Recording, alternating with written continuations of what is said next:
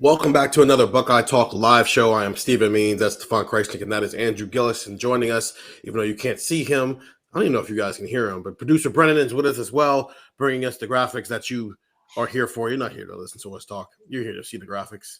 I get it.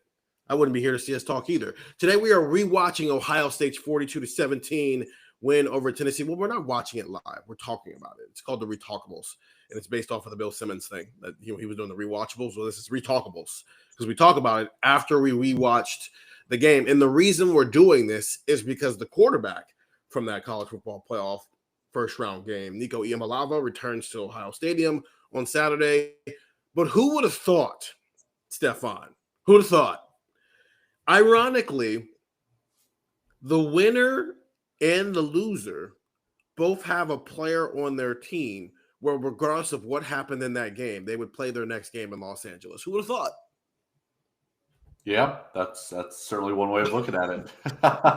My brain was churning there for a second, trying to figure out what that meant. But I got you now. I got it. You had to think about it, man. Like, Andrew, let's go back to what is that? 11 months ago now. How different things were heading into that cold game on December 21st versus where we are at right now, where we're all just like, well, Ohio State's winning a national championship. Everything is great, except right guard, ironically enough. Yeah. So one of the things that I think is important to kind of do as we do these retalkables is to find the moment in time. And I think we did that, and I think it was cool. I think we all kind of like laughed at like the Taco Bell commercials and the car commercials when we did 05 Ohio State, Texas. And we were like, Taco Bell used to be cheaper. That's crazy. And remember that Nissan commercial? Remember hey, remember they were talking about this and that and blah, blah, blah. Like, I think going into this game, you definitely did get the sense, just like the way that the announcers were talking, by the way that it just kind of felt you got the feeling of where you were at, and that was a really not great time for Ohio State, right? Like, I've said this before. I think, like, I had a buddy who lives about 5 minutes away from the stadium buy tickets for like $30 at like 5:00 for an 8:00 game, and I remember that was probably the best effort of Tennessee fans I've seen, or best effort of road fans to take over Ohio Stadium that I've seen maybe ever. And it's just leading into this game before toe meets leather. You went into this going like, this is not great, and this could be it, and this could be the lead that everybody writes, was that the fan base had checked out, was that Tennessee showed up and had like a third of the whatever, give or take, of the stadium, and it just this and that, and the team, it just so much went into this game, and you really got a piece of that, which I'm going to talk about as we go through. But it was a different moment in time because, man, it's like we didn't have the foresight of, let alone they were going to win a national championship, that they were going to be this good this year. This team might be better in 25, and we weren't sitting here going, Arvell Reese is a top 5 overall pick, and we weren't sitting here kind of talking about all this other stuff. And it is a unique look at a moment in time, and I think that's why these things are cool. Arvell Reese played 19 snaps in this game. Not only was he not a top 5 draft pick, he was not a big factor in this game.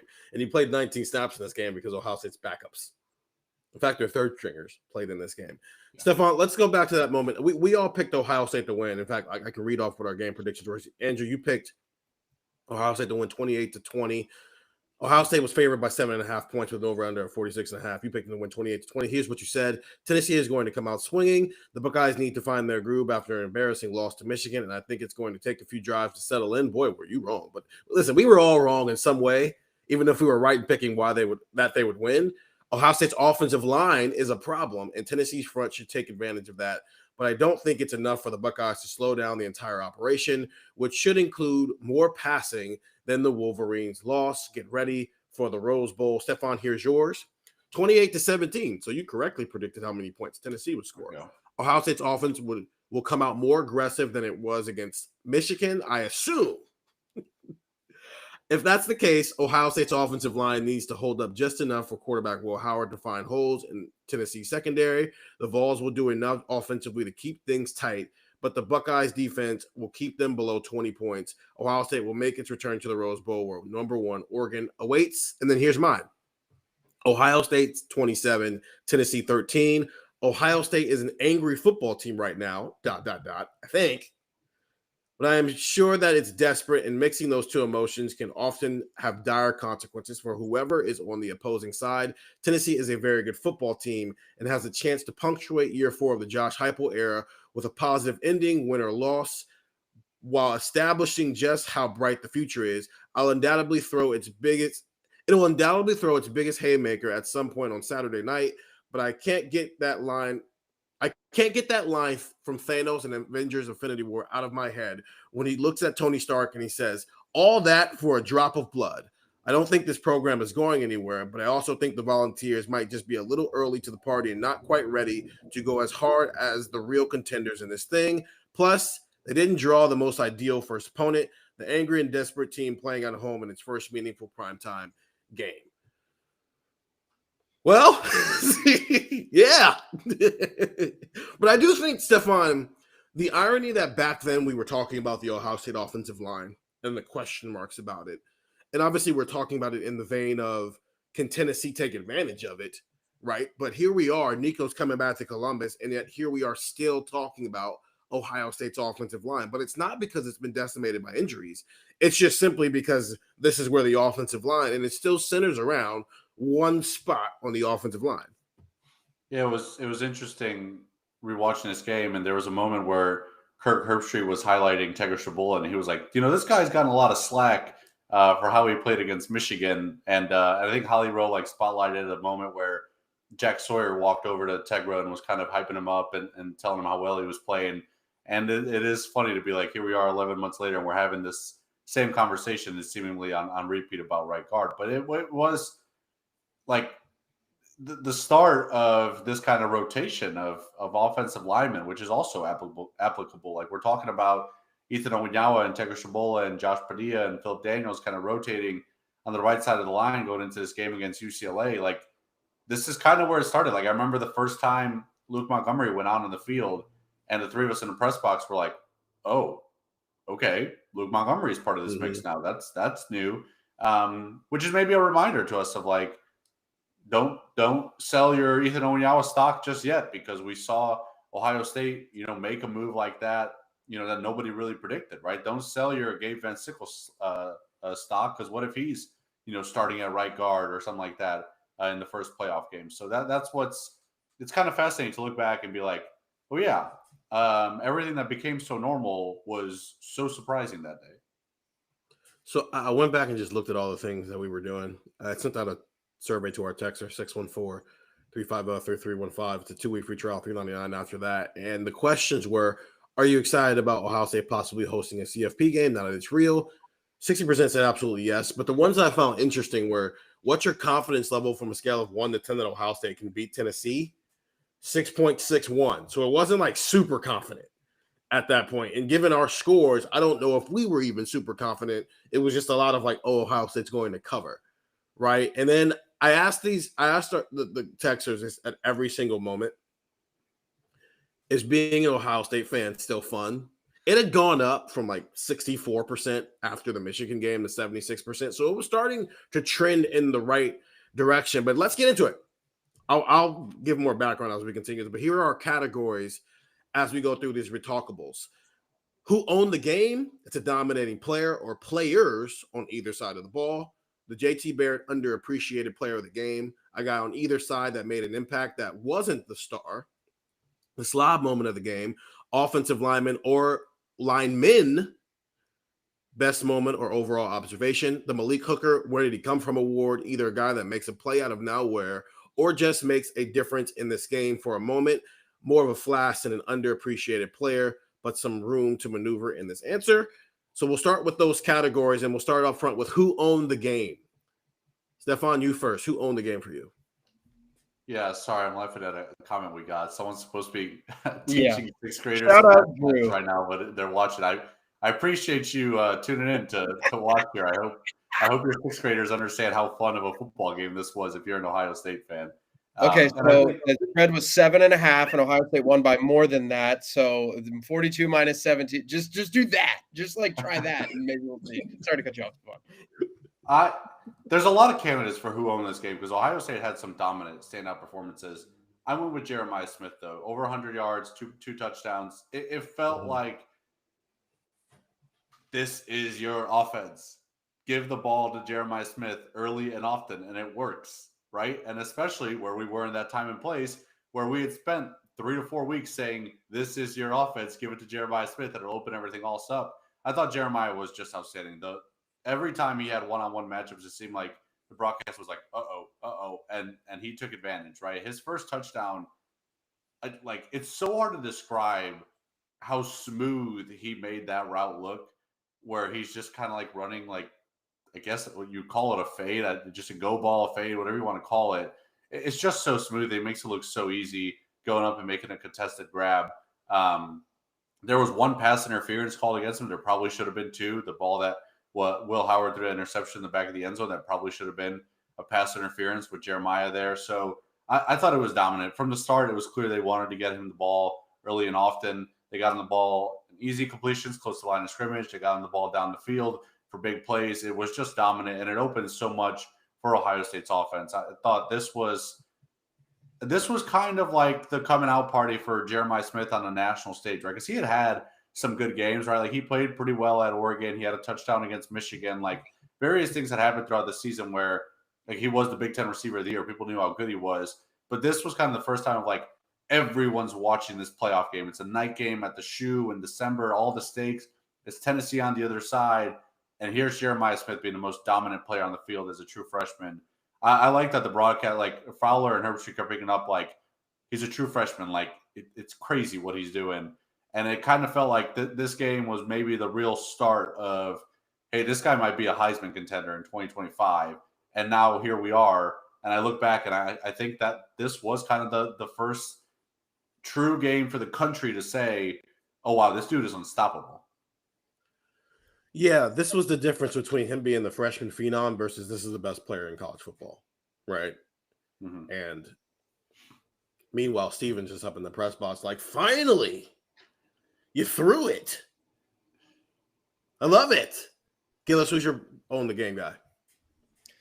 Yeah, there were like three different guys. JJ was one of them that I could have had. I thought about Will Howard. I thought Will played pretty well. But Steven did this over the summer, so I kind of broke the rules. I thought Chip Kelly on this game. I thought Chip Kelly was unbelievable. Like there's a moment that we're going to talk about with this offensive line later, but like this was a damaged offensive line. Literally, like they had lost Josh Simmons. They had tried Mahalski, it didn't work. They lost McLaughlin. They were having to rotate like a 3-man rotation at guard with Montgomery, with Shabola, with Siereveld. And like, I think we have the, hindsight now of, oh, well, Siereveld's awesome. Well, he was also like a second-year guy last year playing guard. And this was before his offseason from heaven that Ryan Day and everybody else talked about. And Luke Montgomery was, I think, a second-year guy too. And Shabola was not. I mean, Shabola, there's still kind of concerns about him, but Shabola was a year younger. Like these guys hadn't been kind of put in the fire yet, and they were going up against an experienced Tennessee defensive line. And I thought Chip Kelly really handled that well. I thought the ball got out quick. I thought they had really unique run designs. They had one play where Will Howard led like a spinner series where he like opened right and the run still was to the right because he spun around to his right all the way.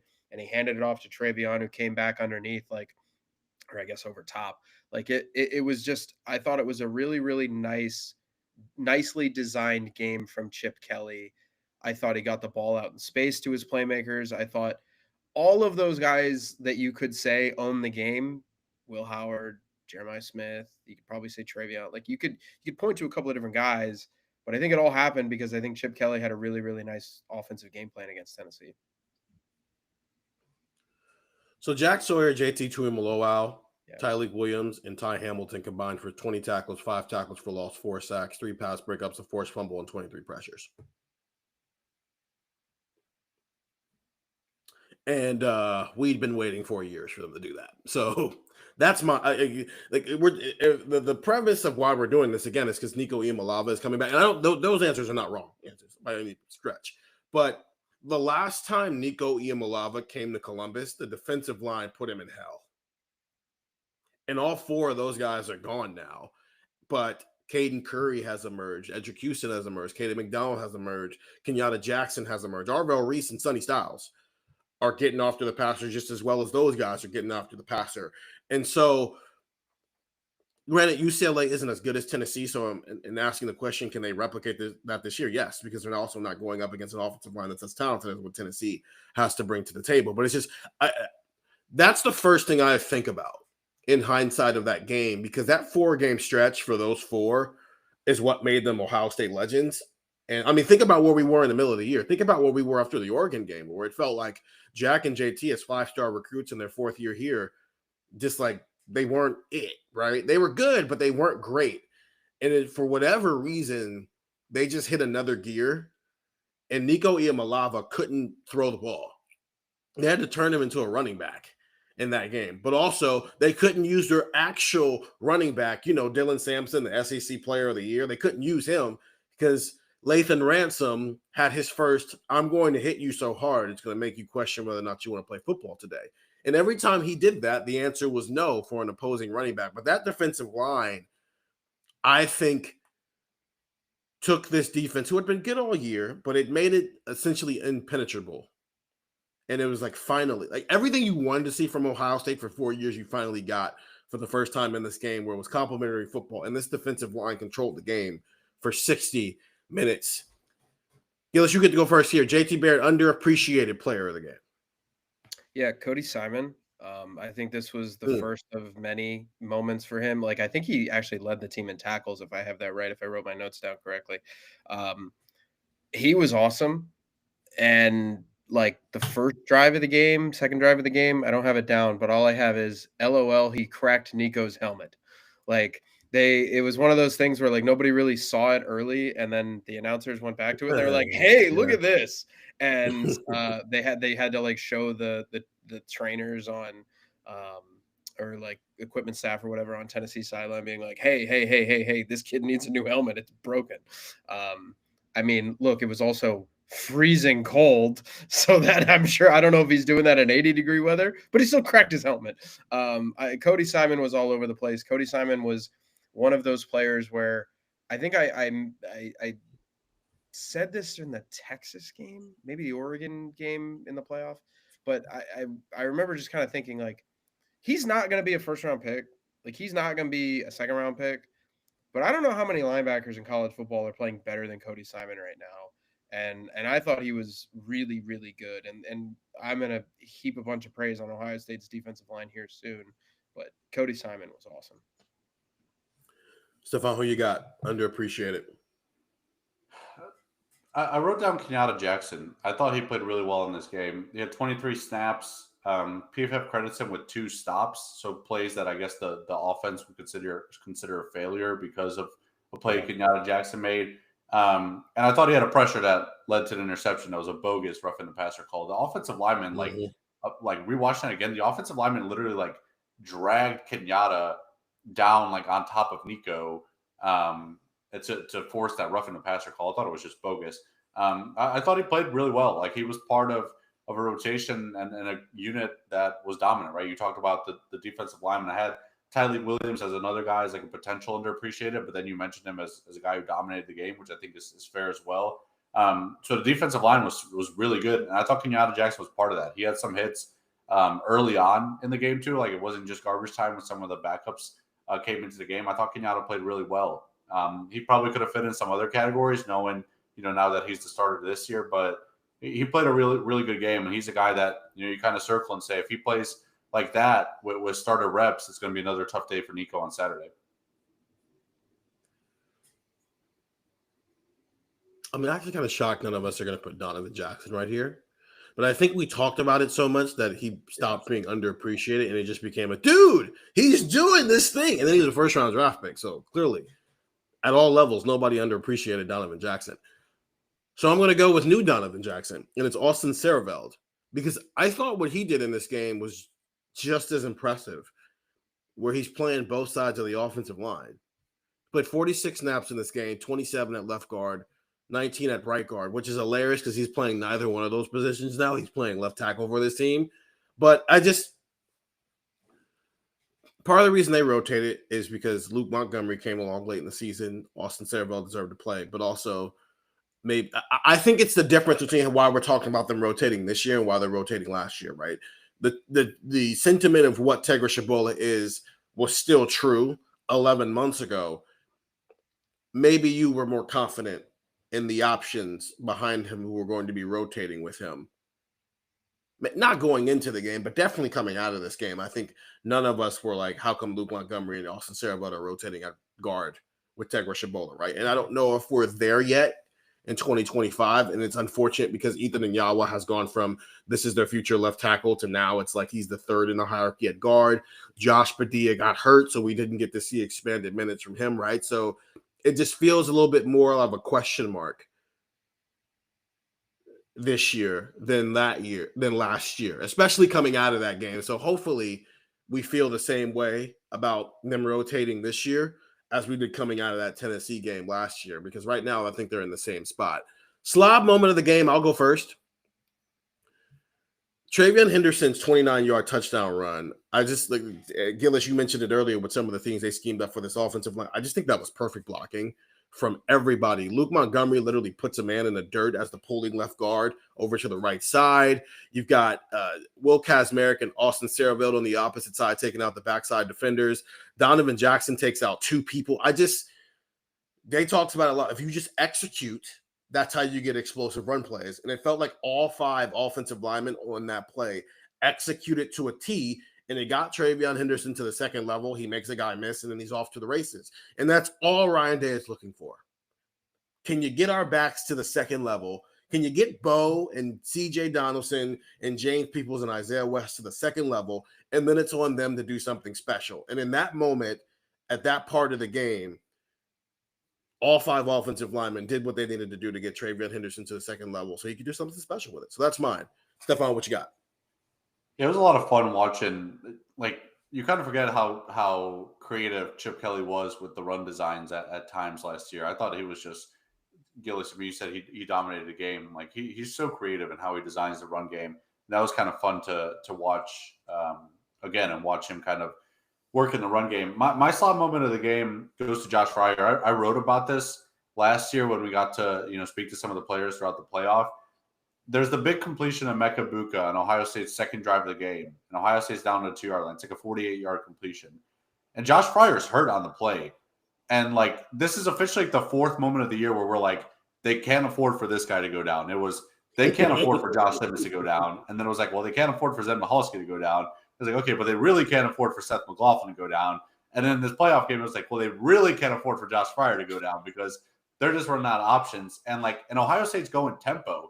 And they're running down the field, and the camera cuts to Will Howard, who's celebrating while he's running down the field. And then he turns, and he's like, why is that guy on the ground? We can't afford for that guy to be on the ground. And Josh Fryer gets up, runs 50 yards down the field, and the next play is a run to the right, and then the play after that is a run to the right. And they're like, Josh Fryer, we're going to keep going your way. And you could tell he was banged up throughout the game. He was banged up throughout the playoff, and he just powered through. And I thought had a really outstanding 4-game stretch there. So props to Josh Fryer, man. He probably could have been underappreciated at the start of the game too, because he's a guy who last year did not get a ton of pub. The left side of the line was better than the right side of the line, but he was awesome, and he was an anchor for that team. His availability and playing through injuries, like I remember talking to him. It was either before the Rose Bowl or before the Cotton Bowl, and he's just kind of like, yeah, I mean everything hurts right now, but so what? And that's slob of the game for me. Gillis, what you got? Yeah, I have like an offshoot of that. I looked at the two plays that they threw the bomb early, and I guess I thought the protection was pretty good with the JJ touchdown, and then the Emeka touchdown. And then I saw Fryer, and I went, I want to just shout out Fryer. So like I thought that the blocking was really good on those plays because it allowed them to kind of open up the game and break it open a little bit. But they pan to it later with Fryer. So they should, like, it was one of those things where it's like they start with the line and then they zoom in and his ankle is just wrapped like a Christmas present. Like it is just insanely just taped up. And I'm just sitting there like, man, that was right. Like I had totally forgotten that Josh Fryer could like barely walk in this game. And I wrote that down and then they showed it later and I went back and looked and went, oh yeah, Josh Fryer did that. So I had the like the pass protection on that throw to Emeka, and then with a special shout out to Josh Fryer. Did anybody have a Malik Hooker, where did he come from award? Because it felt like, at least from my perspective, we knew everybody in this game. And it also wasn't a player who like kind of came out of nowhere. Maybe mine is more, it's like Caleb Downs muffing the punt. It's like, oh, he never does that. That's crazy. Yeah. But like, that's not in the spirit of what this is supposed to be. I put, this was more like a, in hindsight type of one. I had Will Kazmarek. He played 32 snaps in this game. It was a season high for him to that point. I think because he had got hurt against Oregon and then he came back. I think it was the Indiana game he came back. Yeah. But this was the first time we really like rewatching. I was like, oh wow, they really used Will Kazmarek a lot in this game. Mm-hmm. So that's why I went with another one like G. Scott. I also wrote down, and like he was a starting tight end. Like it wasn't a surprise, but he had. It kind of like was a where did he come from moment, because I was rewatching it and there was a sequence where I was like, I forgot, like this game did actually get kind of interesting for a little bit. And then G. Scott had 2 big catches while Ohio State was up 21-10 and driving. And that's kind of when they kind of put the game away. So I had both the 2 primary tight ends as kind of like technically where did they come from, even though we knew who they were. Gillis, you have anything? I mean, maybe this was hindsight too much. I thought Jermaine had a really nice play in the second half, and it was kind of one of those like, hey, like this guy's really good. And we had kind of been hypothesizing maybe he should just be in the lineup more often than not all year. And then it was just kind of like where did he come from, but where was this and where has this been? Because we talked about it with the Oregon game with Denzel Burke. So yeah, I had Jermaine just because, I thought he flashed in the second half. There was a play when they were up, I think 28-10, where you saw what you're seeing this year. Okay, so we'll move on to our next bats or categories. We got the Jim Tressel punt or not to punt. Doesn't actually have to be about a punt, but a discussion about a moment when either team was too cautious or was smartly or dumbly aggressive, mostly about going forward or a risky play calls, trick plays, etc. The Bill Davis / Tim Beck questionable coaching moment, bad schemes, bad play calls, not a decision like the Tressel category, but overall coaching. The Kenny Guyton Next Man Up Award. Did a guy get hurt and need to be replaced? I think we all know what we're going to do there. Is there a guy filling in for a star who graduated from last year? The John Cooper, if he'll bite as a pup. The Cooper motto of talking about how good players will show flashes of being good when they're young. So this is a guy who flashes as a freshman or a young guy and would be a star in later years. I also told them we can't do JJ because he's obvious. And yeah, he didn't just bite. He ate the whole meal. So JJ is not allowed to be involved in this conversation. And then the Ted Ginn Jr. speed moment when a dude just looks super fast. I'll go first here. And the drive's going to end in an interception. But if you remember, Gillis, the way we talked about it was like, okay, so like JJ comes down with that 9 times out of 10. And so if the other time it gets picked off and you're already up 21-0, who cares? But Ohio State went for it on the 47-yard line in Tennessee's territory. It was a pass from Will Howard to Jeremiah Smith for 10 yards to convert it.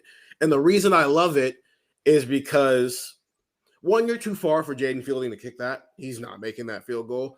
But also, knowing what we know about Ohio State special teams, that's probably going to be a touchback, and they're going to get the ball to the 20-yard line. So you might as well just kind of go for it. And also, you're up 21-0.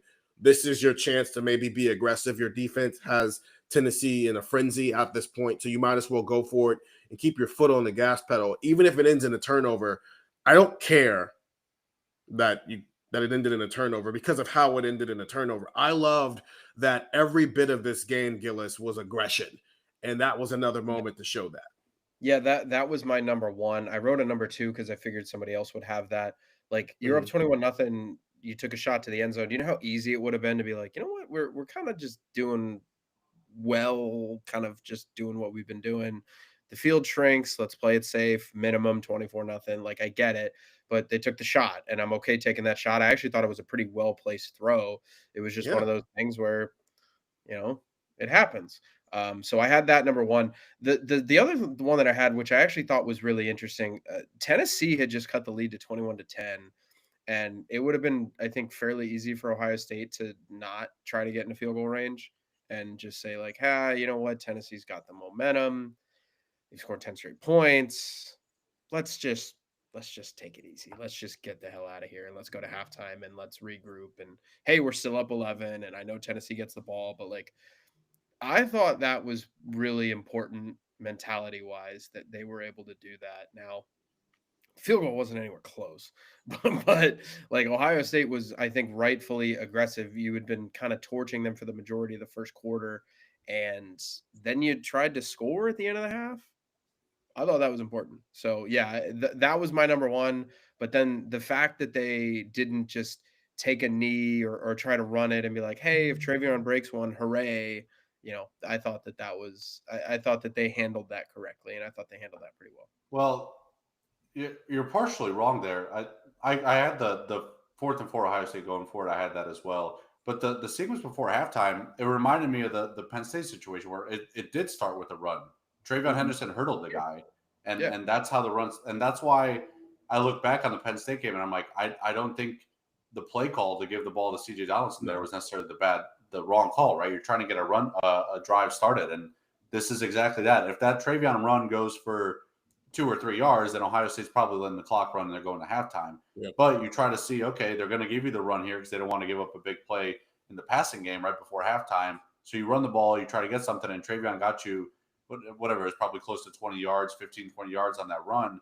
And it puts you in a spot where, okay, now you can be aggressive and try to get into field goal range, which they did. I thought there's 5 seconds left. That would have been tough. I thought maybe they could have run like a quick out or something to try to get another 5 yards closer on the field goal. I don't know if it would have made a difference. Like, the ball barely got to the end zone. And that's a combination of Jaden Fielding doesn't have the strongest leg, along with it was freezing.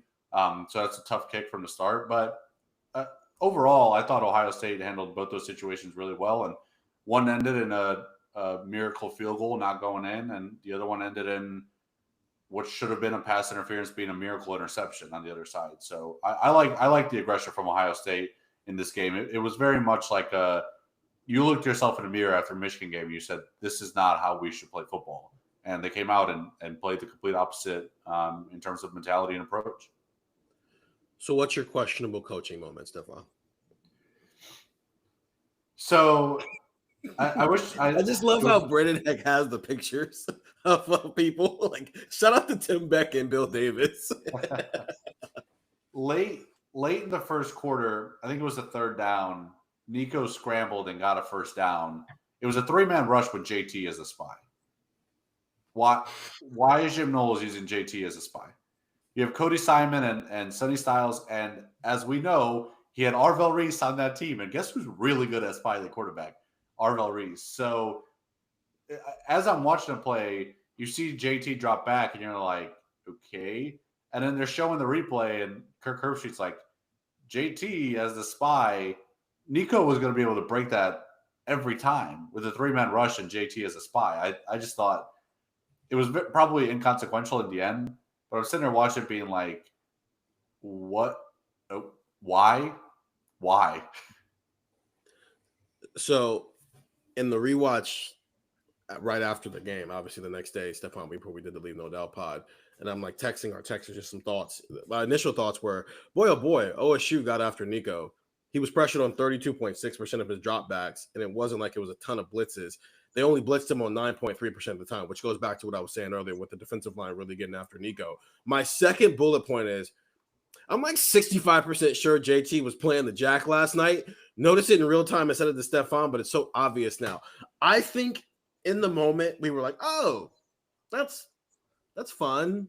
That's a fun little wrinkle. Hindsight has made that play call worse. because we have 9 games of Arvell Reese, and he was a sophomore sitting on the bench. So, like, in that moment, I think 11 months ago, we're not going, hey, Jim, why did you have JT out there spying when you just had a linebacker who could do that for you on the bench who, I don't know, might be a top 10 pick one day? Because we didn't know that at the time. So in the moment, it was like, oh, this is fun. Look at him scheming up some stuff. Now we're like, Jim Knowles, what are you doing? Arvell Reese was right there. Gillis, what's your moment? Yeah, it wasn't like a particular play. It was just kind of an overall scheme. I thought that Tennessee didn't handle their offense very well.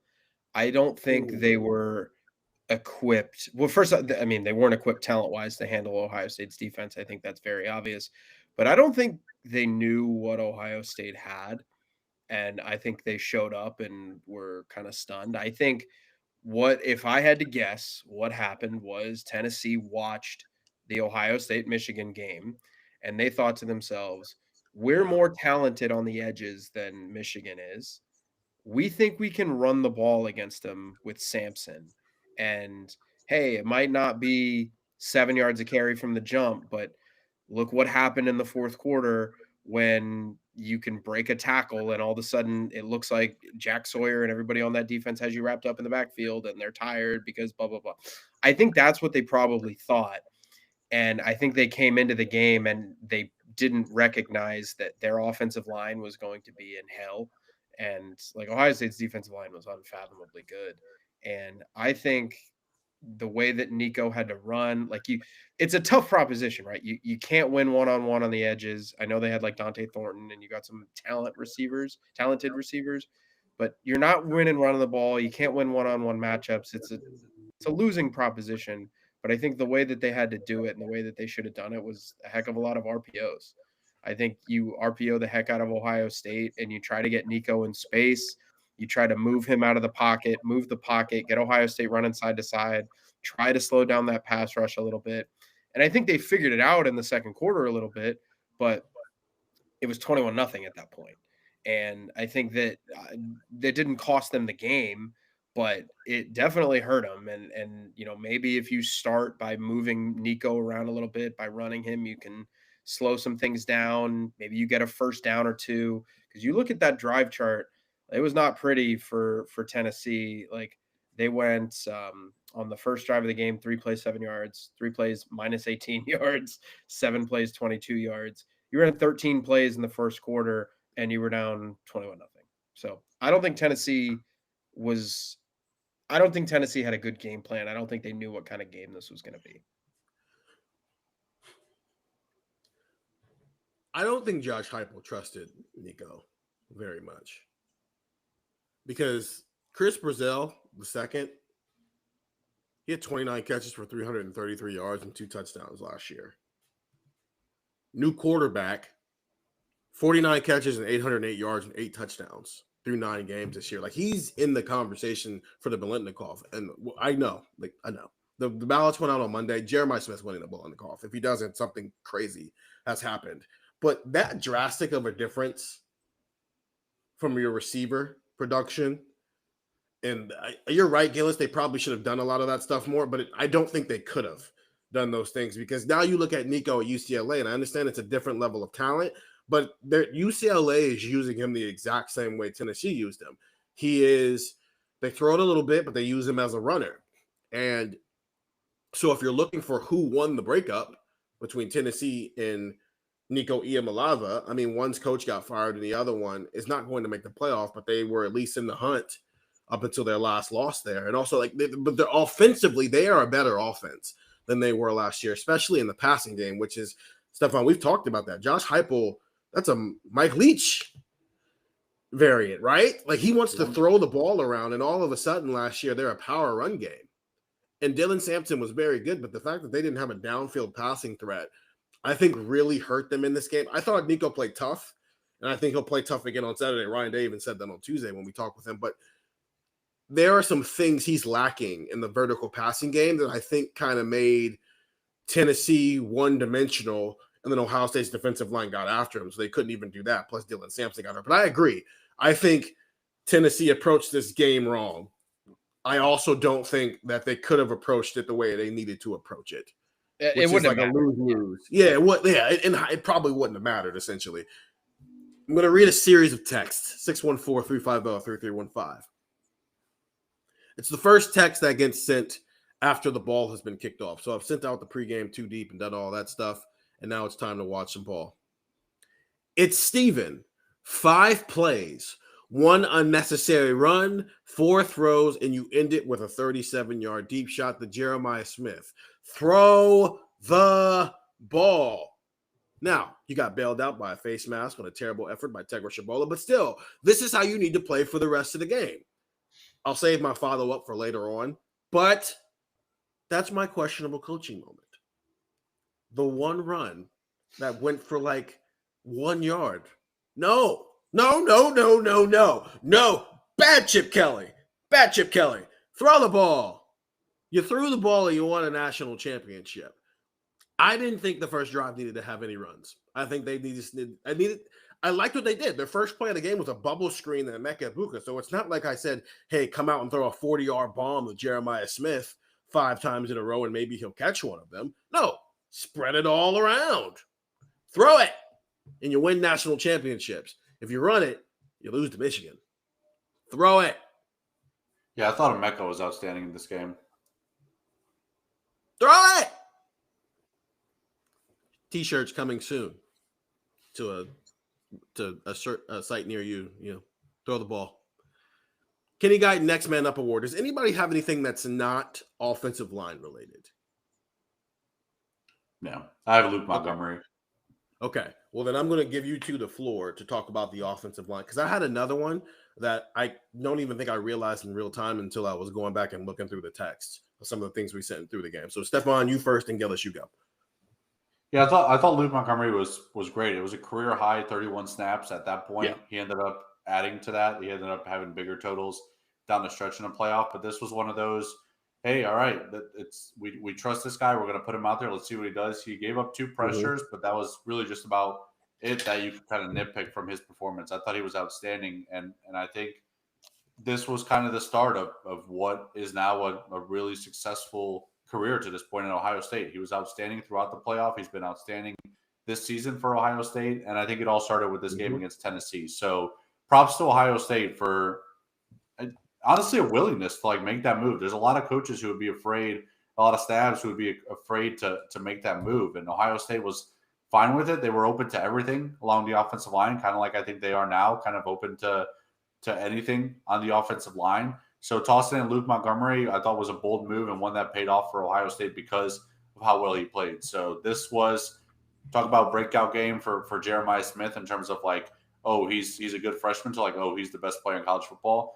This was the breakout game for Luke Montgomery, period. This is the first time even Ohio State fans got to see him, truly get a workload like this on this stage, and he took advantage of it. I agree. And he's had a really good year this year. He hasn't been perfect, obviously. No one's been perfect, but I think he's had a pretty quality year here. Gillis, what you got? Yeah, I had Luke Montgomery for another category, which I can say for a couple seconds. But I Next Man Up Award, I understand it's Next Man Up. I wrote the interior offensive line. That's Tegra Shabola. That's Austin Saraville. That's Luke Montgomery.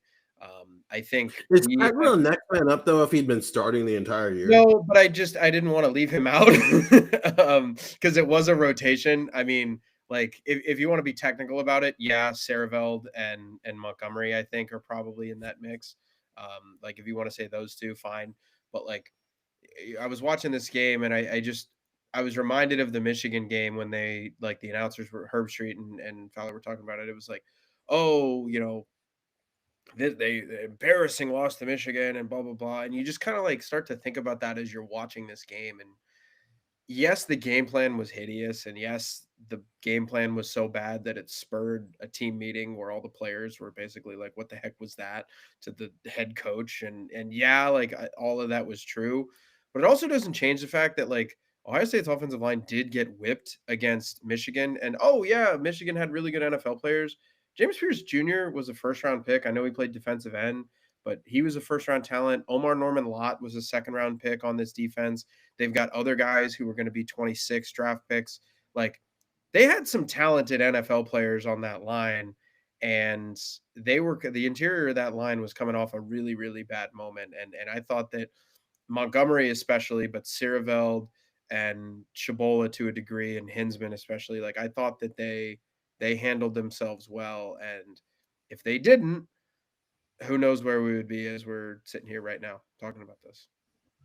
Yeah, I agree with everything you guys said about the offensive line. I just didn't want us to regurgitate it 3 times. I forgot Lorenzo Styles, who was their dime corner last year. Now he's their starting nickel. He got knocked out of this game, and they took away his helmet for the game. And the only reason it was relevant is because Tennessee goes 4 wide a lot.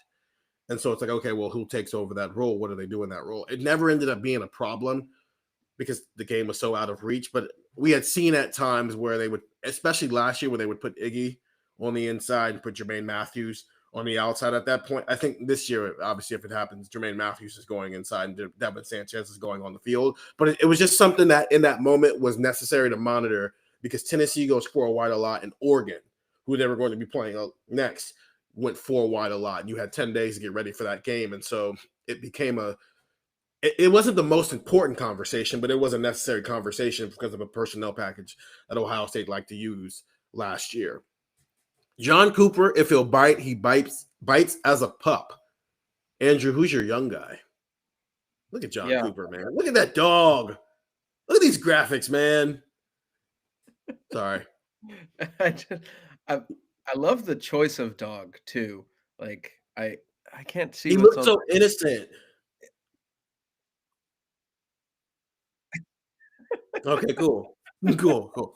It was licensed. I don't know if the general public can hear Brendan when he talks, but we can hear him. I was wondering if this was going to be what I think Tennessee's mascot Smokey.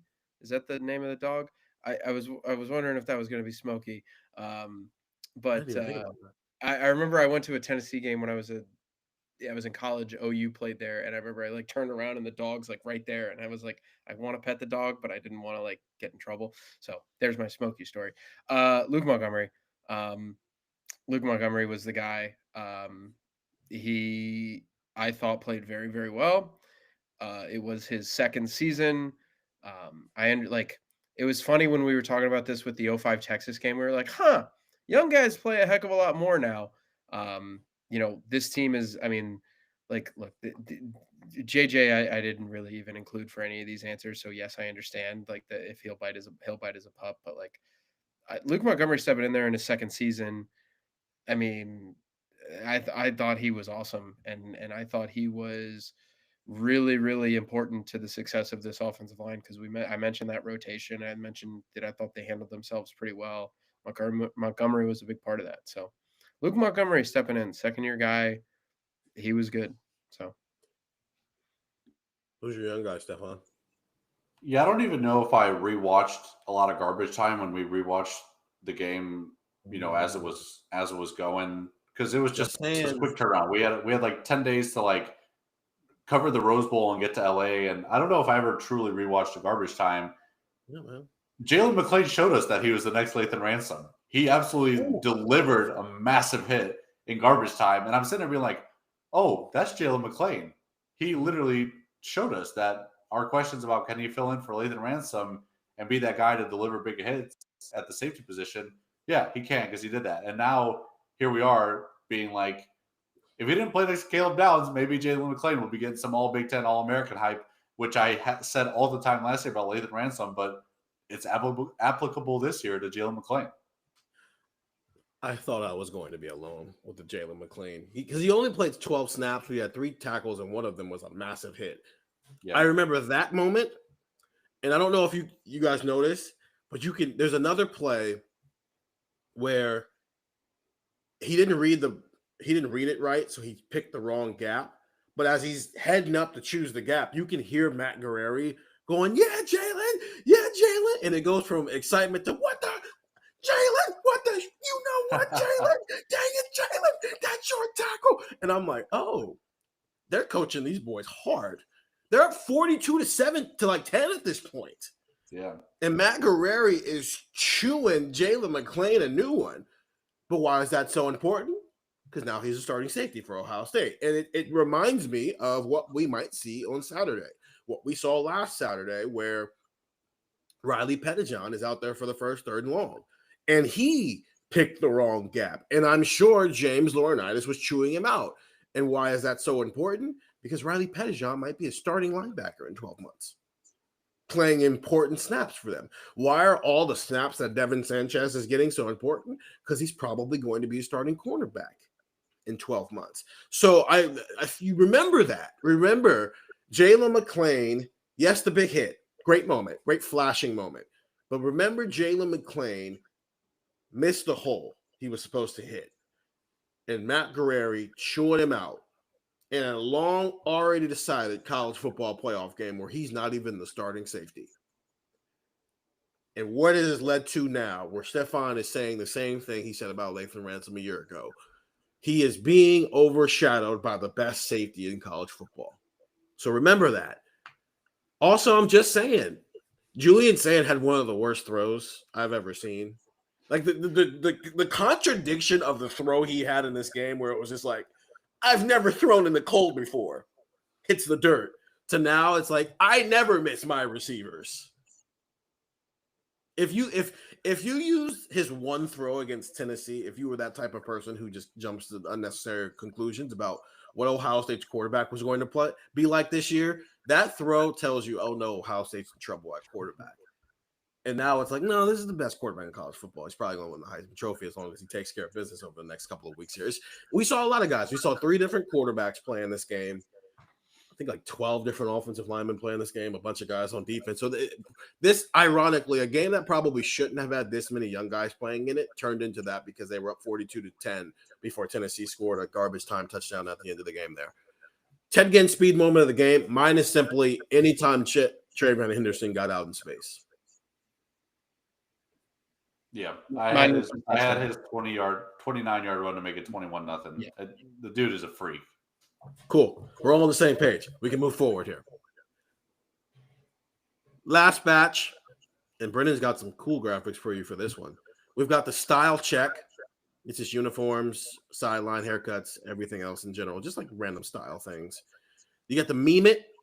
It's a weird thing that would have become a meme in the Twitter. Well, actually, this is not like becoming. It's already a meme because this is in the Twitter age. I'm never calling it X.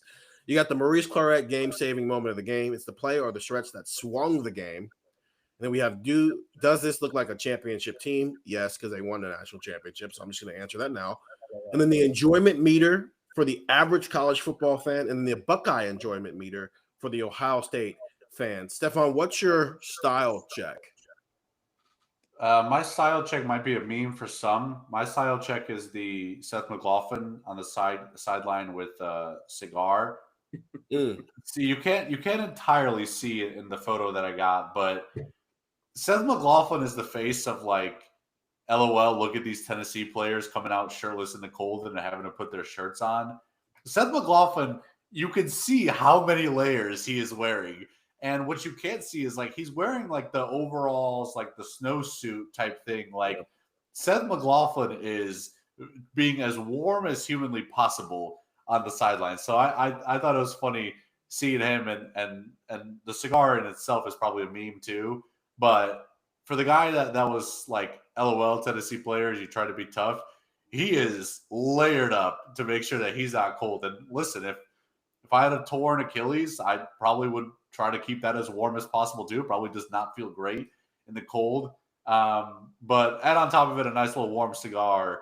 I think Seth McLaughlin was doing life the right way for someone who had to stand on the sidelines for the coldest game in Tennessee history, or whatever they were saying on the broadcast. You got that partially wrong. He wasn't standing because the other part of the style is he had the scooter. Yeah, the scooter. And he had the scooter that he was scootering. So he looked like you're looking at him smoking the cigar on the sideline. He also had the cigar that he was rolling around on. It was really good. I also it was a good way to like salute Bama, because I think that's what Bama does when they beat Tennessee.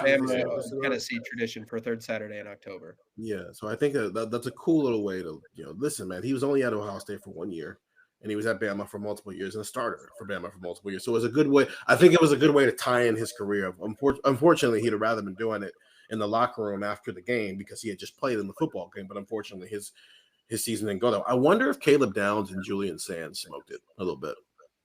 Maybe more Downs than Sand because Sand was there for 15 minutes. But I just wonder. I don't know. Gillis, what's your style check? Yeah, I'm going to be a hater. Scarlet on Scarlet for a playoff game? I don't like it. Bad. Out. No. Wear your home uniforms for home playoff games and wear your road uniforms for road playoff games. If you want to do like the stripe across the arm, okay, I'm cool with that for playoff games. That's fine. But wear your home uniforms. I feel very strongly about this from an Ohio State perspective, but I also feel very strongly about this from like other perspectives. When it is playoff time, you wear your classics. When it is important season, you don't go, you know what? Let's break out the alternates. Let's have a unique no. Everybody else in the playoff, Notre Dame and Indiana, Penn State and SMU, Clemson and Texas, they all wore their uniforms that they wear all the time. They weren't like Texas wasn't sitting there like, you know what? Let's break out a like a different color combo. You know what a different color combo is? When you play UCLA in November and UCLA is 3-6. When you play Ohio in September and it's a non-conference game. Those are the moments where you wear all scarlet or you wear black or you wear gray. They're not wearing the look like I feel very strongly about this. I didn't like the scarlet. I'm a uniform purist in that regard. So it's an old man. I know. Didn't Notre Dame pull out jerseys where they had names on the back of them for the first time ever for the national championship game? No, they've put names on the back of them for decades in like playoff games or bowl games or whatever. So they go away from their traditional jerseys when they get. There's a difference between going. I said the stripe is fine. There's a difference between going away from your like wearing an all new jersey and adding a nameplate on the back, which you've done for like decades. So gotcha. So gotcha. I don't think that's a good gotcha moment, Stephen. Oregon fan here, by the way. Not true. Loves a team that wears a different jersey and a different color scheme every single game, by the way. I liked what Ohio State did throughout the playoff. I like that they did the all scarlet at home because they went all in on a theme. I love it. I think of the Color Rush jersey series that they've done now. They have the all white ones where they have the white pants. They have the all black, obviously, which has been around for a decade now. And then they have the all grays and now the all scarlet ones. The all gray ones debuted in 23. The all whites debuted in 2020 against Michigan State. Unfortunately, then they pulled them back out against Oregon last year. And then the all scarlets, they wore those for the first time against Penn State in 2021. I like those. I like them. I like that they did that. I like the subtleness they had in the Rose Bowl, where if you looked at the stripe on the helmet, there were roses in the stripe. I like that. I like that they just went traditional in the Cotton Bowl against Texas, mainly because you used them as an example. That's because Texas doesn't have any other jerseys. That's just they used to have the helmet where they had the number on top of the Longhorn, but they don't have any other jerseys. Get your jersey game up, broke boys. And then I liked that they waited until the national championship to pull out the traditional sleeves, because it felt like Ohio State had to earn the right to wear those jerseys. They used to just wear them every time they got into a college football playoff setting, which was fine when you were only playing 2 games, right? You had a semifinal and a national championship, but I liked them having to earn the right to wear those jerseys. I wonder if they continue that this year, where we don't see them unless they get to Miami, or they just pull them out altogether, whether it's in the Rose Bowl or a home game or literally anywhere else. But the Rose Bowl one is my favorite one because it's just so subtle. Right? It doesn't get in the way of anything. It's just so subtle. But that's not mine. Brandon, you had mine up on the screen. I didn't realize this in the moment until I was rewatching the game, and they were talking about how they sewed in the pockets like it's a hoodie. Because, you know, most people, they just wear the thing, right, that you just strap around your waist and it's the hand warmer. They just, like, built a new jersey for this dude. This is genius. I just think they should do this all the time. This should just be the new way. It's a little bit more subtle, and it's like I'm wearing a hoodie out there. This is insane. It's not even really a style thing. It's just like a functional thing. Yeah, they had that with I was watching a couple of weeks ago. It was actually the game he got hurt, the Commanders Seahawks game. They're like sitting there, and Jaden Daniels is like waiting in the tunnel. He's got his hands in like what looks like his jersey. I was like, where the hell does hands go? Like, think about because it's one less thing he's got to worry about having around his waist. It's one less thing a defender can grab you by, and also it just kind of looks cool, man. It's like you're wearing a hoodie. Yeah, I think it's a thing now. I don't know when it started. This was around one of the first times that I saw it. So I don't think Tennessee invented it, but it was one of the first times I'd seen it on a big stage. I like it too. It makes a whole lot of sense. I mean, I guarantee, as someone who's attended football games outdoors as a fan, I would love if I could wear my team's jersey while also not having to have a hoodie and a jacket and everything over it. So it's not new, but it was new to me because I was fascinated by this. And Tennessee's equipment staff got all the publicity during this game that they deserved. That's for sure. Yeah. Listen, they were fighting some adversity in this game. The weather and Cody Simon was not nice to Tennessee. Meme it. This is mine. Like, why'd you do this? Can I be real? I get it. I'm all for the theatrics of college football.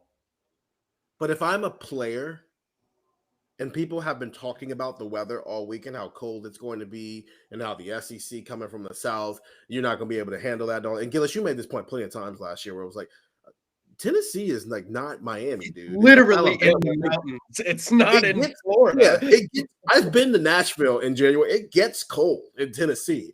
So of the SEC teams they could have played, Tennessee, Kentucky, like those border teams, like this is not that off for them. But if I'm a player and I see somebody do these theatrics before the game, knowing that a ref is going to make you come put your shirt on because you need to have identification while you're on the field, but also none of you looked comfortable. All of you looked like you just wanted to be able to have a moment on social media. In that moment as a player, I'd have been like, yeah, we're going to kick this team's you know what. Yeah, because that's where your mind is on winning the social media battle of we can handle the cold. It's not that big of a deal up here. Meanwhile, the other team is literally fighting for its coach's employment, and this is what you're focused on. And as a result, you got your butt whipped. Yeah, this was. They were also not as good as Ohio State, but stuff like this is corny to me. This was one of those things where it felt like the weather became such a talking point going into the game. And I was like, I remember, like you said, Steven, I remember making the point, like, guys, like, first off, like, Columbus is not the North Pole. Like, it might be cold, but it's not going to be like negative 20 degrees outside. To be fair, it was abnormally cold. Oh, it was abnormally cold. And it was also like, I think it was, what day was this? The 20th, the 21st, whatever 23rd. Day it was like the longest day of the shortest day of the year, excuse me. Yeah. So it was also like dark at like, I don't know, 1 p.m. It was very funny, like seeing the aftermath of this. Steven, you touched on this. I think it was either during the playoff run or right after it. Seth McLaughlin did an interview like with one of the Barstool guys, and they were like, yeah, I can't believe Tennessee showed up shirtless. And he was like, yeah, I hate to break it to you, but they had to put their shirts back on because the refs told them, because it's a rule, you have to have your number represented. And the one guy goes, yeah, I'm not going to listen to that. I'm just going to pretend they got cold and whatever. I thought that was really funny because I think there's a lot of people like that where they're just like, you know what? I don't really care. They got cold and they had to put their shirts on. USC had a moment like this a few years ago where they came out and they're just doing all this rah stuff, and some of them are crawling on all four. Like, it's just like the theatrics. And it's fine, but the theatrics are great every day but game day. Once you get to the game day, lock in, man. Lock in. Like, I can do all the theatrics I want. I don't actually have to play football on Saturdays. You do. Lock in. And I was not locked in. That's mine. The floor is your guys's. Well, whoever Brennan has up next. Yeah, this is mine. It's just hilarious. I forgot how early in the game this happened. It was literally like on the opening drive for Tennessee that Cody Simon just popped Nico Iamaleava. And it made me realize that winning games, the result of a game definitely changes how we talk about certain things, because when this happened to Patrick Mahomes in the playoffs, it was like, this guy is sick. He's the best quarterback. Like, you can't beat him. And it happened to Nico, and it was like, Tennessee's not built for this, right? So it's like the narrative around you could change pretty quick. And I don't know if that's necessarily wrong either. But yeah, it was, I mean, like, that thing's pretty deep. Like, that's no BS on that crack right there. Like, that's pretty intense. If you're listening on the podcast, this is incentive to watch the live show because you can see this picture of, I mean, like Nico's helmet, that goes probably what, like 7-8 inches there? Like, that's pretty intense. I don't think that was good advertising for that brand of helmet that it got cracked like that. But it also, like, Marty Smith did a sideline hit then, like, of Tennessee's staff, like, equipment crew, like, scrambling. Like, don't they just have another helmet, like, ready to go? Like, I've seen, I think there's 2 Julian Saint helmets on Ohio State. Or worst case, like, he'll take, like, Tavian's helmet or something like that. They were, like, the equipment staff is, like, it sounded like they were having to, like, board a private jet to go back to Knoxville to, like, get a helmet for the next drive. Like, I didn't know it was that complicated, but what do I know? Especially in a world where they have the in-helmet comms, you probably should have backups just in case something goes wrong with the communications. He also said that this is not the first time that happened to him last year. It happened in a different helmet, which is why he switched to this helmet. So, I mean, we were complimenting the equipment staff earlier. Maybe I don't know, maybe we spoke too soon. And he had been concussed like early in the year too. Like he'd gone through it. We're just listing all the reasons why he left Tennessee now. Maybe there was some credence to it. We haven't touched on. Yeah, maybe it was some credence to why he reasons that we haven't touched on.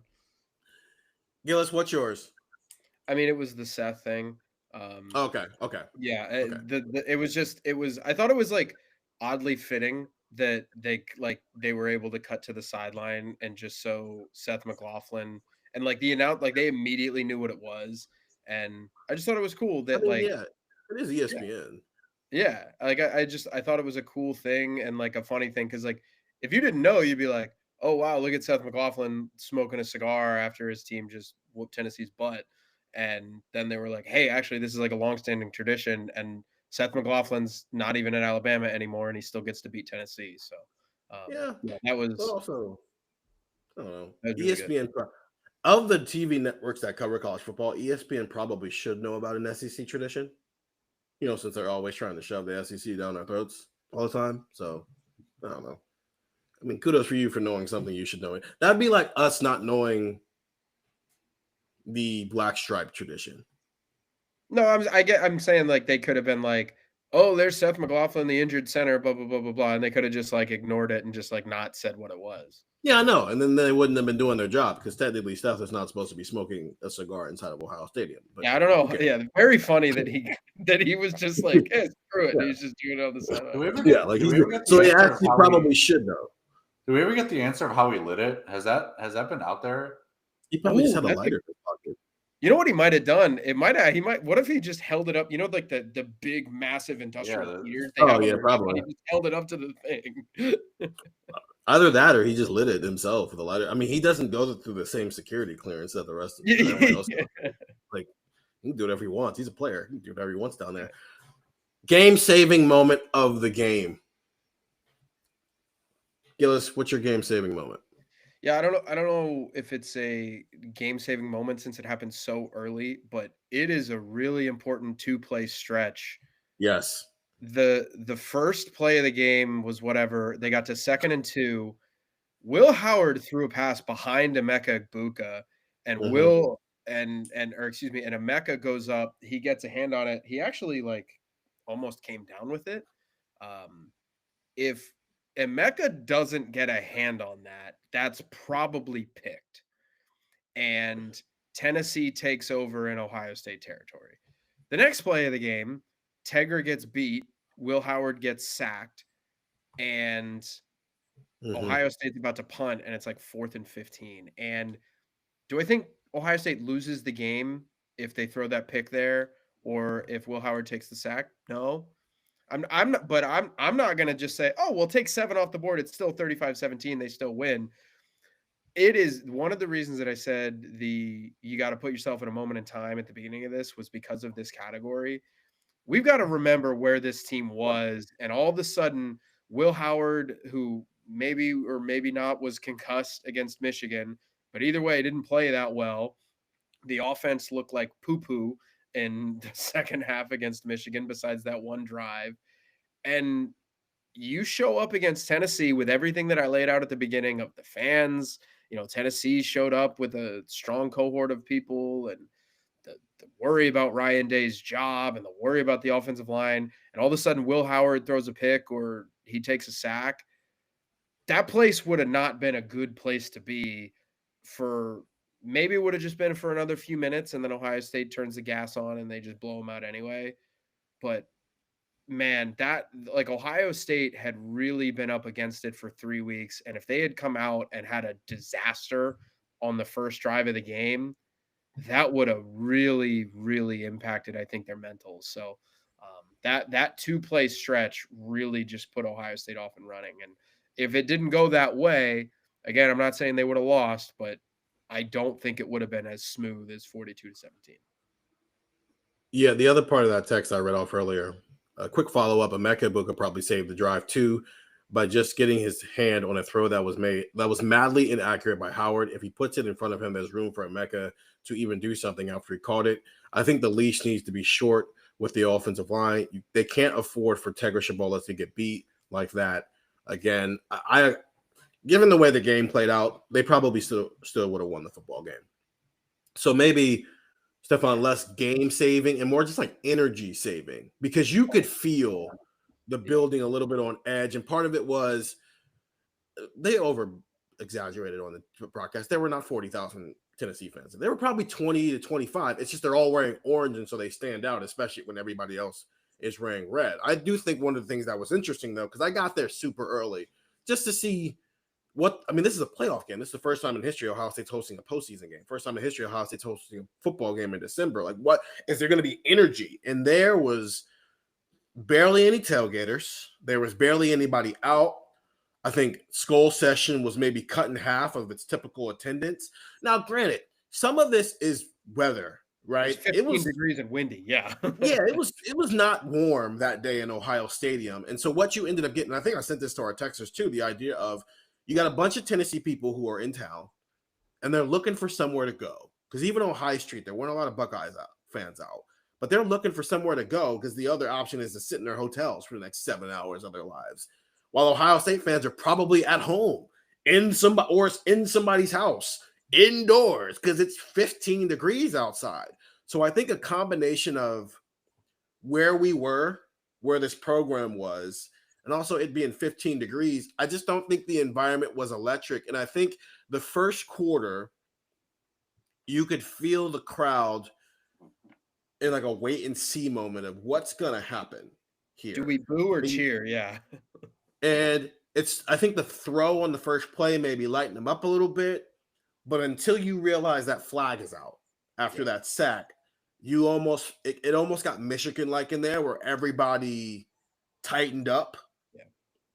And then once Jeremiah Smith catches a 37-yard touchdown pass, we're like, okay, we can cheer. We can get into it. We're here for you. But you could tell the crowd, Stefan, was looking for a reason to get behind this team again. Yeah, the touchdown of Jeremiah Smith was one of the louder crowd pops I've been a part of in live sporting events. Like it felt like Ohio State fans needed a reason to, get on board with this team again and really kind of get some momentum going down the stretch after what had happened against Michigan. And that Jeremiah Smith play was the reason why. And I wrote down the face mask as well. Like that doesn't happen if Ohio State doesn't get bailed out by a penalty by Tennessee. And it's, who knows what happens after that, right? Every football game you can kind of do this, butterfly effect of what happens. Like it's fascinating the way things turn out after that. So yeah, like Herbstreit and Fowler, I think Fowler had said on the broadcast too, like when it started and they were talking about the amount of Tennessee fans, and he kind of said like it's a very eerie feeling, and it did feel that way. Like I remember being in that stadium being like, I really don't know what's about to happen. The last time we were in here, like people were getting pepper sprayed. And people were like trying to get down on the field, like get after Ryan Day. Like it was pretty ugly. And that sequence of Emeka saving an interception, potentially Ohio State getting bailed out on a face mask, and then a touchdown Jeremiah Smith, like it felt like a turning point for like Ohio State's culture. Like what was about like the relationship between the fans and the team, like that felt like a massive turning point. And it's crazy to see how much things have changed since then, and that's a massive sequence in that. Melissa in our chat's asking, wasn't that when they were being crazy on social media, talking about how they were going to turn out as well? Like, we'll show you Buckeyes. Yeah, no, here it is. Oh, this is why we have a producer, Melissa. Yeah. This is why we have a producer. Tennessee will always have Nayland North. They'll always have it. They'll always have it. And yes, I that sentiment did arise. Again, it never got to the point where it felt like Tennessee took over the stadium. It's just they wore all orange, and so the 25,000 people who were in there just kind of stood out when everybody else is wearing scarlet. But in some ways, it kind of also like blended in. It was impressive. It was more than it was more than we noticed like Texas fans in the season opener, right? So it was they did a good job, but it was probably being over exaggerated by what you said, Stephen. Because at an hour before kickoff, it was only orange in there. Yeah, because if I live in Short North, why would I leave any earlier than I need to, as opposed to a Tennessee fan who's sitting in the Hilton being like, I don't particularly want to sit here in this Hilton anymore when my team is about to play a playoff game down the street and I made this trip. So I want to, because does this look like a championship Ohio State team? Yes, they ended up winning a national championship. So I want to have, literally, I mean, Brendan's got the trophy in the freaking graphic. What you mentioned the Texas game, Stefan, where Texas didn't do that. That's also a regular season game, right? The stakes are not nearly as high as a playoff game, and this is Tennessee's first ever playoff game, right? I think the Texas game might have been more expensive. It was definitely more expensive. And 100%. I had a buddy that showed up for $30 like 2 hours before kickoff. Yeah.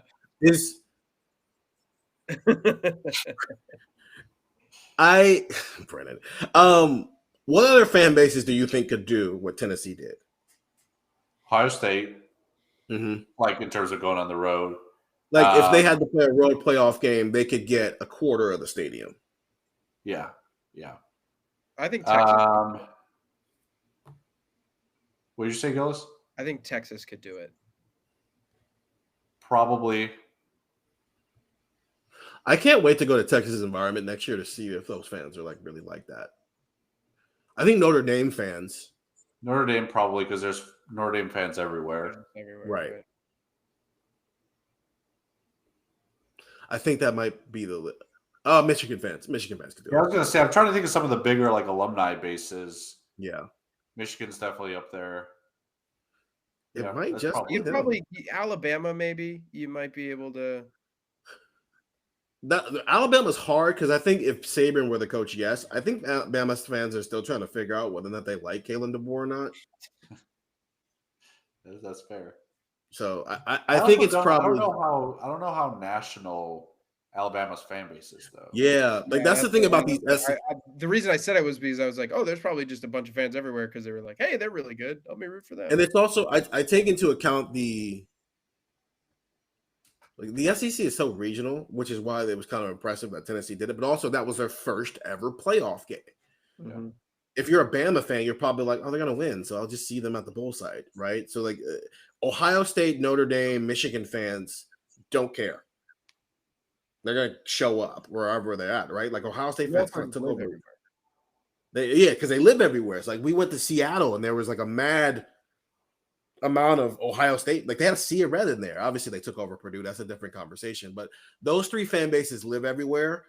And so if they come to your part of the country, they're going to go to the football game. And I don't know if Tennessee was the perfect mixture of they got a rowdy fan base, but they've also never been on this level before. So they're going to travel because they don't know if they're going to get a game after this. And tickets were cheap. And yeah, but like you still have to travel, right? It's an 8.5 hour car ride. You got to get a hotel. You got to worry about food and all those different things. It's still cold. Even though the tickets are cheap, but everything else, it still ends up being a $1,500 chip or something like that. Enjoyment meter for the average college football fan, because this was, if you remember, this was the last college football playoff game of the day. 1 to 1,000. How much did the average college football fan enjoy this, Gillis? I had very, very low. I had a 5. I think the average college football fan watched this game and went, this sucked. Because I thought I was going to be lower. No, because here's the thing. You got, like I said, you got to put yourself in a moment in time. The night before, the closest game, as it turned out, of the weekend was Notre Dame, Indiana, and that game was 27-3 at the 2-minute warning. The Penn State SMU game was a bloodbath. The Texas Clemson game was a bloodbath. Maybe less of maybe just a blowout, not a bloodbath. And then you get to this one and you're like, finally, I get to watch a good night game at Ohio State. Yeah. And it's one of those games where a team scores a touchdown and you check Twitter and somebody just tweets, my PS5 has just beeped because it's over at 21-0. Like, I'll put it like this. If I was not covering Ohio State and I was just sitting at home like everybody else, and I had 3 straight college football games, I would have been really disappointed. I would have been really upset that this game turned. Yeah. Oh, you get to watch Jeremiah Smith. Okay, that was good for about 4 minutes. And then the game was 14-0, and I think it was abundantly clear that they were going to get torched. So I think this, if you're watching this and you're not an Ohio State fan, props to you. Thank you for being here. But I think Ohio State fans enjoyed this one, and nobody else did. The game was not fun. It was a blowout. There wasn't haymakers going back and forth. Tennessee couldn't do anything offensively. It was just not an entertaining game. And then you mix that with the rest of the weekend. Huge letdown, in my opinion. I went a little higher. I think upon rewatching it, it was not as over as I thought it was while watching it live. Like Tennessee could have done a couple of things to make that thing. It was 21-10 at halftime, right? 21-10 at half with with Tennessee getting the ball. Like, you could talk yourself into like, okay, they weathered that early storm and they're going to make this more of a game. And then obviously that didn't happen. So I went a little higher because when I was rewatching it, I was like, Tennessee actually has some chances to make this kind of interesting. So you maybe didn't turn off your TV quite yet because if you're an average fan, maybe you're rooting for Tennessee to just make it a game, if nothing else. But yeah, overall, I think this game is hurt by what had also happened throughout the first round of the playoff, and I think it's why it's important that we have restructured the seeding format of the 12-team playoff. You don't want that in the first round. I didn't realize that the fourth quarter was the only time both teams scored in the same quarter. Yeah, Ohio State outscored Tennessee 21-0 in the first. Tennessee outscored Ohio State 10-0 in the second. Ohio State outscored Tennessee 14-0 in the third, and then both teams scored 7 in the fourth quarter. I thought I would be on the low end of you guys, so clearly I didn't go low enough. I thought the reason I'm in the 500 is because it's the first time we've seen this before. It's the first time we've seen playoff games at home sites, and that alone is exciting, even if the actual results and game product wasn't that great. It was a part of history. First ever home site playoff games. I think that's got to matter for something. Buckeye fan enjoyment meter. Hey, that's producer Brennan, ladies and gentlemen. Yes, he was at the football game. First time people see his face. It is. Meet producer Brennan, ladies and gentlemen. He's one of you. Oh. He also got to watch Kyle McCord because he goes to Syracuse. So he's really one of you guys. Stefan, what's your enjoyment meter? I'm trying to remember what I sent Brennan. Yeah, 850. Literally the only reason it's not 1,000 is because at that point, every Ohio State fan is still like doing the face where it's like, okay, is this real? Mm-hmm. Or is the or did you still lose to Michigan? So I think you lie.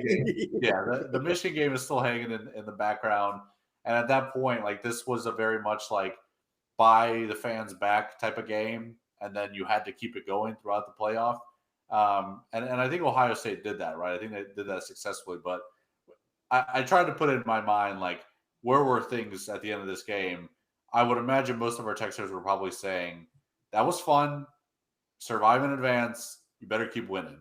Because, like, we had these discussions at the time where, you know, people had talked about, like, what does Ryan Day have to do to save his job and win over the fan base? And I don't think Ryan Day was going to get fired.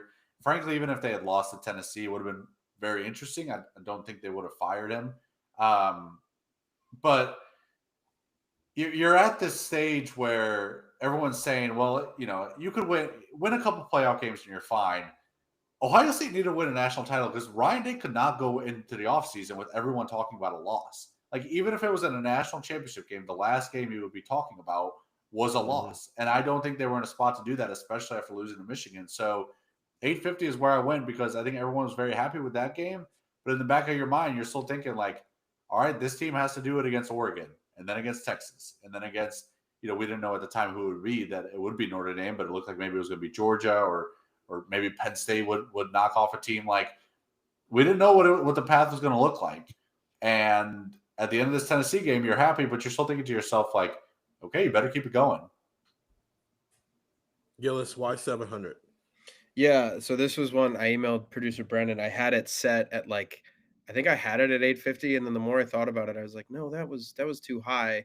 And the reason I have it lower than you guys is kind of anecdotal, but I think also kind of putting in a bunch of other context. Stefan, I had a buddy in town, and Stefan picked me up, and me and my buddy, we took him to the game. He went solo to the game. He's a huge Ohio State fan, and he loved the game. And I think Ohio State fans, if you put it in a vacuum where nothing else in the universe exists except this game, it's 1,000. You beat the snot out of an SEC team at home in a playoff game that was kind of talking smack, and you did it early. There was no worry you were going to really lose the game. Yeah, that's high. But I remember my friend talking to him after the game. We picked him up. He was tailgating in the parking lot still. He was eating pizza and drinking whiskey. And we picked him up. And I remember talking to him, and there was this mentality that I felt from the fan base, not just him, but I remember immediately it was, what in the world was that? And why wasn't that the Michigan game plan? And two, we got to go play a team that beat us. And I think everybody was well aware of that in this game. I think it was almost like a precursor to, okay, now the real show starts, because at the end of this game, this was when Herb Street was talking about the lunatic fringe, right? Like this fringe, baby, the fringe all happened. And if that doesn't go to show you that even as Ohio State's curb stomping an SEC playoff team, if that doesn't go to show you that the Michigan game was still weighing on people's minds, or that, hey, we might have to beat Oregon and Texas and then probably Georgia to go win a national championship, that was still weighing on people's minds, the sense of inevitability had not shown up yet. You could have beat, we talked about this every single game they played in the playoff. Oh, you beat the snot out of Tennessee, but if you lose to Oregon, none of that really matters. Oh, you beat the snot out of Oregon. Oh, well, if you lose to Texas, none of it really matters. Oh, well, you beat Texas and you didn't play a good game. If you lose to Notre Dame, it doesn't really matter. There was that stretch the whole way, and I think there was this mentality of this was really fun, but now we're about to start the real show. And Michigan and Oregon, I think, were on the minds of fans, and I know they were, at least for one fan, throughout the course of this game. And I think that's why it's a little bit lower, because of everything that preceded it and what you still knew was ahead. So I went 965 because it wasn't a trophy, and it was the first round of the college football playoff. I just think that's a miserable way to live, and I think the fan base probably thought that, you lost. It is a miserable way to live. But there's but there's nothing you can do about it now. And listen, I love the fringe. Lunatic Fringe is amazing. I think they are hilarious in everything they do. Anytime Ohio State does something now, there's somebody on Twitter who puts up this graphic of the banner from 2024, and instead of it saying 2024, it says Lunatic Fringe, and I think it is hilarious. Shout out to the Fringe. But I just don't. There is something about having hope again.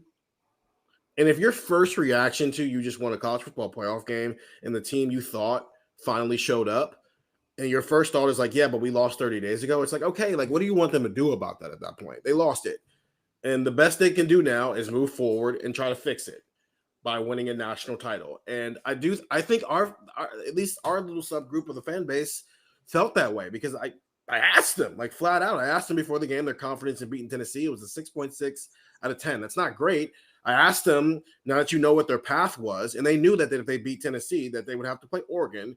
How far do you think Ohio State's going to go? Quarterfinal, national champions, first round, semifinal, or just the national championship game. And 36% said they're going to get to the quarterfinal and they're going to lose. And that was the largest percentile. I asked them if they were having fun, and it was 76% yes, which is not great. It's not bad, but it's not great. Immediately after this game ended, what's your confidence that Ohio State can beat Oregon in the Rose Bowl? 7.33. Okay, we're getting up there now. given what you saw from this team this weekend, how far do you predict Ohio State to go? 55% said that they think this team is going to win a national championship. That's what they thought. And another 28% said they'd at least get to that game. What was your confidence in Ryan Day before that game? 5.5 out of 10 was where the fan base was. They got to 7.7. So a whole 2 points, all because they blew out Tennessee. Is being an Ohio State fan fun? From 72% to 95%. And to me, that's like, it gave them some hope, and it gave them a reason to cheer for their team again. And so, yeah, sure, 10 days from now, you got to lock in and play a team who beat you by 1 point at home 3 months ago. And I think that's fine. But I also think it was okay for Ohio State fans because, as you said, Stefan, you got to remember the last time we were in that stadium, people were getting pepper sprayed and cursing out Ross Bjork, and Jack Sawyer's ripping a flag. They're showing him at the end of this game with JT, and they're looking for the Block O flag, ironically enough, to wave that around. So I do think it's okay to just have some fun with this moment, especially with a team that, think about where they were 30 days before in that same environment. Now here we are 11 months later. Nico is coming back. There's still concerns about the offensive line, but nobody is going into a game against Nico Iamaleava thinking, oh, no, there's a problem, right? They're thinking that they might repeat as national championship. So it's just cool to see where things have come 11 months later. Brennan's got to go because, again, you saw him. Didn't he look like a college kid? That's a college kid. He's got to go to class. So get the text, 614-350-3315, 2-week free trial, $3.99 after that. For Stefan Krajisnik and for Andrew Gillis and producer Brennan, I'm Stephen Means. Talk to you guys later.